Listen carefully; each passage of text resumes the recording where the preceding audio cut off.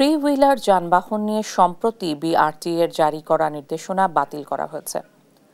রোববার নির্দেশনাটি বাতিল করার কথা জানিয়ে থ্রি হুইলার চালকদের অবরোধ প্রত্যাহারের আহ্বান জানিয়েছে ডিএমপির মিডিয়া বিভাগের উপকমিশনার তালেবুর রহমান এক বিবৃতিতে জানান, 4/3 হুইলার যান সম্পর্কিত বিআরটিএর ইস্যু করা সাম্প্রতিক নির্দেশনাটি আজ বাতিল করা হয়েছে। বিষয়টি সংশ্লিষ্ট সবাইকে অবহিত করা হয়েছে। অবরোধ প্রত্যাহার করে যান চলাচলে কোনো রকম প্রতিবন্ধকতা সৃষ্টি না করার অনুরোধও জানিয়েছে ডিএমপি।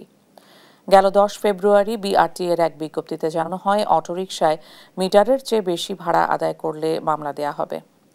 এরই পরিপ্রেক্ষিতে রোববার সকালে রাজধানীর বিভিন্ন পয়েন্টে সড়ক অবরোধ করে বিক্ষোভ করে সিএনজি চালকরা।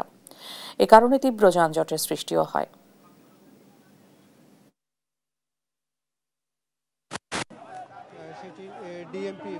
নো পার্কিংয়ের কোনো মামলা হবে না, ঢাকা শহর কোনো মিটার থাকবে না। দ্বিতীয়ত হলো 50,000 টাকা যে মিটারের জন্য মামলা, সেটা যাতে না করে। আমাদের দাবি যদি মেনে নিয়ে থাকে তাহলে আলহামদুলিল্লাহ আমরা আগামীকালকে থেকে সবার রুটি রোজগারের বন্দোবস্তের গাড়ি নিয়ে চালবো। আপনারা সিএনজির গাড়িতে যত মিটার আছে আপনারা খুলে ফেলান, তাহলে আমরা আলহামদুলিল্লাহ আমরা মেনে গেলাম।